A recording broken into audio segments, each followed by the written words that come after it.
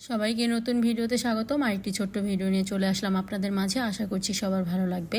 আগামীকাল আমি নেহারিগুলো সিদ্ধ করে রেখেছিলাম, আর আজকে সকালবেলা নেহারিগুলো রান্না করব। সেই জন্য পেঁয়াজ কাঁচামরিচ দিয়ে সব মশলা দিয়ে ভালো করে কষিয়ে নিয়েছি মশলাটা, আর এখানে আটা সিদ্ধ করে নিচ্ছি। আমাদের গ্যাসের চুলাটা একটু প্রবলেম হয়ে গিয়েছে, তাই সকালবেলা আজকে বাহিরে চুলায় নাস্তাটা রান্না করছি। এখানে আজকে রুটি বানাবো আর নেহারি রান্না করব।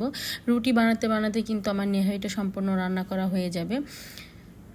এই তো এখানে আমি মশলাটা ভালো করে কষিয়ে তারপর সিদ্ধ করে রাখা নেহারিগুলো দিয়ে দিয়েছি, আর বেশ অনেকটুকু ঝোল দিয়ে দিয়েছি। এখন ভালো করে এই ঝোলটা সিদ্ধ করতে করতে নেহারিটা একবারে নরম তুলতুলে হয়ে যাবে। আর আমি একটু আজকে ঝোলটা কমিয়ে রান্না করব, যাতে রুটির সাথে সুন্দরভাবে খাওয়া হয়ে যায়, যাতে ঝোলগুলো রয়ে না যায়। সেই জন্য আমি অল্প করেই ঝোল রাখবো আজকে নেহারিতে। আর এখানে আমার আটাগুলো মধ্যে দিয়েছে, তারপর আমরা রুটি তৈরি করে নিয়েছি। নেহারিও কিন্তু রান্না করা হয়ে গিয়েছে, দেখতেই পাচ্ছেন ঝোলটা একটু কম করে রেখেছি। এখন সবাই মিলে সকালের নাস্তা করে নেব। সকালের নাস্তা কিন্তু করতে বসে পড়েছি, সবাই টেবিলে খেয়ে নিচ্ছে। টেবিলে সবার জায়গা হচ্ছে না, তাই আমি আর আমার ছোট ছেলে আমরা নিচে বসেই খেয়ে নিচ্ছি। যে যেখানে পারছে সেখানেই বসে খেয়ে নিচ্ছে। টেবিলে তো সবার একসাথে জায়গা হয় না, সেজন্যই গরম গরম সব কিছু, তাই আমরা নিচে বসে মা ছেলে নাস্তাটা করে নিলাম। রুটি আর নেহারি খেতে কিন্তু অনেক বেশি মজা লেগেছিল। নেহারি খাওয়ার পরে দুপুরের রান্নাটা আর আমি ভিডিও করা হয়নি, কারণ অনেকটা ক্লান্ত হয়ে পড়েছিলাম। সকালবেলা নাস্তা তৈরি করতে অনেক দেরি হয়ে গিয়েছিল, দুপুরে আর ভিডিও করিনি। আবার রাতের বেলা আপনাদের সাথে ভিডিওটা শেয়ার করলাম। রাতের বেলা আমি চাল ভিজিয়ে রেখেছিলাম, সকালবেলা আবার নাস্তা তৈরি করব, চিতই পিঠা আর গরুর মাংস। সকাল কিন্তু হয়ে গিয়েছে, রাতের বেলা চালটা ভিজিয়ে রেখেছিলাম আর মাংস নামিয়ে রেখেছিলাম। এখন মাংসগুলো পরিষ্কার করে ধুয়ে নিচ্ছি। মাংস ধুয়ে তারপর হাতে মেখে আজকে গরুর মাংস রান্না করব। আজকে সবাই বাড়িতে আছে, সবাই মিলে একসাথে মজা করে নাস্তা করব। আমার দেবরও কিন্তু কক্সবাজার থেকে চলে এসেছে। সকালবেলা আজকে চিতই পিঠা আর গরুর মাংস রান্না করার জন্য বসে পড়েছি। গরুর মাংসগুলো পরিষ্কার করে ধুয়ে নিয়েছি। এখানে গোটা গরম মশলাগুলো দিয়ে দিচ্ছি, তারপরে একে একে সব মশলা দিয়ে দিলাম স্বাদ অনুযায়ী লবণ, এরপর দিয়ে দেব গোড়া মশলাগুলো, আর সব কিছু পরিমাণ মতো দিয়ে দেব, যাতে আর পরে দিতে না হয়। লবণটা একটু চেক করে নিয়ে নিলে হবে। মরিচের গুঁড়া দিয়ে দিচ্ছি এখানে 2 টেবিল চামচ। বেশ অনেকগুলো মরিচের গুঁড়াই দিচ্ছি, কারণ আমরা একটু ঝাল খেতে পছন্দ করি, আর গরুর মাংসতে ঝাল ঝাল করে রান্না করলে খেতে বেশি ভালো লাগে। আমি আরেকটু মরিচের গুঁড়া দিয়ে দিলাম, এরপর দিয়ে দেব ধনিয়ার গুঁড়া। এখানে 1 চামচ ধনিয়ার গুঁড়া দিয়ে দিচ্ছি, আর সাথে দিয়ে দিব হলুদের গুঁড়া।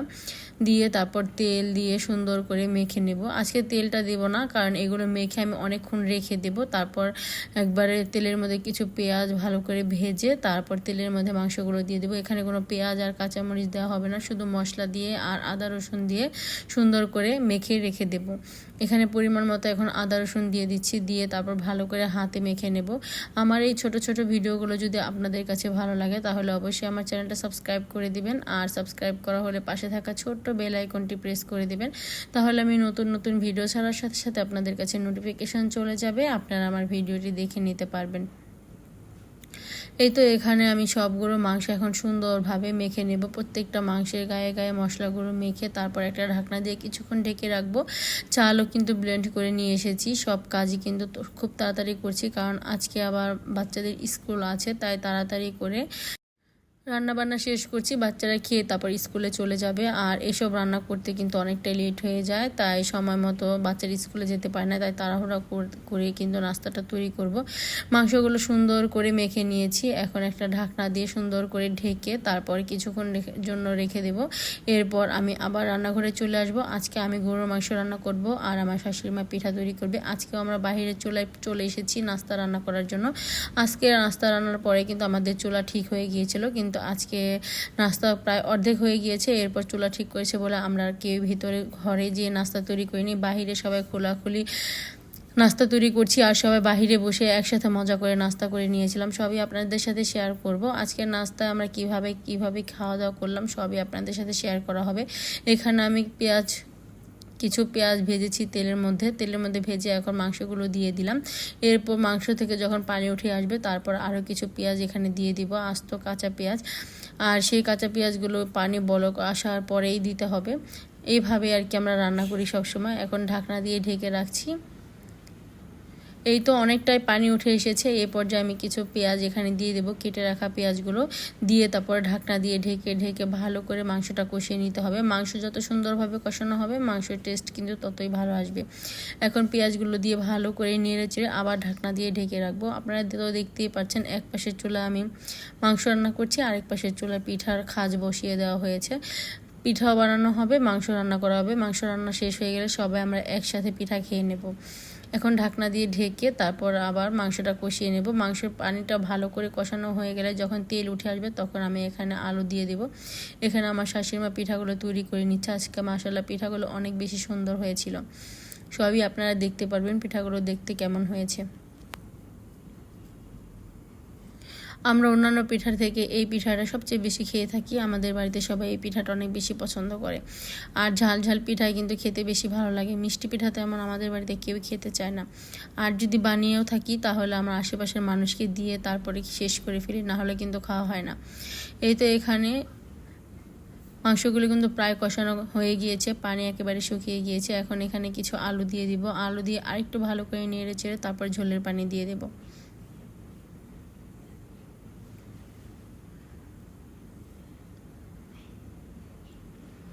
আলু দেওয়ার পরে এখন ভালো করে মশলার সাথে আলুগুলো মিশিয়ে আর কিছুক্ষণ কষিয়ে তারপর ঝোলের পানি দিয়ে দেব। ঢাকনা দিয়ে ঢেকে ঢেকে এখন ভালো করে কষিয়ে নিতে হবে। এই তো অনেক সুন্দর ফুলকো ফুলকো চিতই পিঠা হয়েছে, বেশ কয়েকটা বানানো হয়ে গিয়েছে। আর এখানে কিন্তু মাংসও কষানো হয়ে যাচ্ছে। এখন এখানে পরিমাণ মতো ঝোলের পানি দিব, আর ঝোলের পানি দিয়ে কিছুক্ষণ জাল দিলে কিন্তু মাংসটা একেবারে খাওয়ার জন্য রেডি হয়ে যাবে।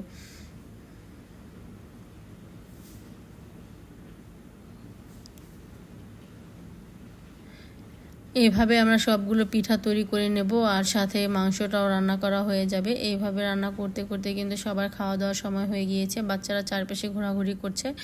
আমরা সবাই আজকে নিচে চলে এসেছি, সবাই খাওয়া দাওয়া করে একেবারে উপর যাবে। আজকে কেউ উপরে খাবার দাবার খাওয়া হবে না, গরম গরম পিঠা তৈরি করা হবে আর চুলার পাড়ে আশেপাশে বসেই সবাই খাবার খাবে। পিঠা খাওয়ার কিন্তু এটাই মজা। ঘরে বসে পিঠা খেতে কেমন ভালো লাগে না, চুলার চারিপাশে বসে সবাই মিলেমিশে একসাথে খেলে সেটা কিন্তু অনেক বেশি মজাদার হয়। এই তো মাংস কষানো হয়ে যাচ্ছে। এখন এখানে আমি পরিমাণ মতো ঝোলের পানি দিয়ে দেব।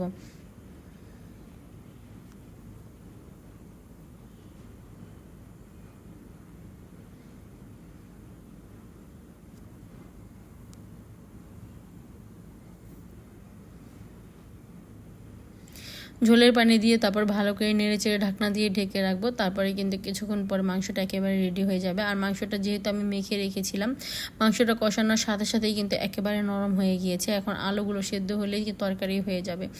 এই তো পিঠাগুলো কিন্তু খুব সুন্দর বড় বড় করে আজকে তৈরি করা হচ্ছে। বেশ অনেকগুলো পিঠা তৈরি হয়ে গিয়েছে। এখন মাংসটাও কিন্তু বলক চলে এসেছে। মাংসটা হতে হতে আরও বেশ কিছু পিঠা হয়ে যাবে। তারপর আমরা সব বাচ্চাদের একসাথে খাবার খেতে দিয়ে দেব। এরপর আপনাদের ভাইয়া, তারপরে আমার দেবর, তারা দুই ভাই একসাথে খাবে। আবার আমার শাশুড়ি মা, আমি, আমার যা, আমরা সবাই একসাথে খাবো। আমরা এইভাবে সবাই খাওয়া দাওয়া করে থাকি। প্রথমে বাচ্চাদেরকে খাইনি, কারণ বাচ্চাদেরকে আগে খাইয়ে দিলে কিন্তু মায়েদের টেনশন কম থাকে, মায়েরা একবার শান্তি মতো খেতে পারে। এই তো বাচ্চাদের বসে পড়েছি খাওয়ানোর জন্য। বাহিরে আমাদের একটা চৌকি ছিল, সেই চৌকিটার মধ্যে সবাই বসে পড়েছে। এখানে পানি টানি সব নিয়ে এসেছি, আর বাচ্চারা সবাই বসে এখানে খাবার খেয়ে নিচ্ছে।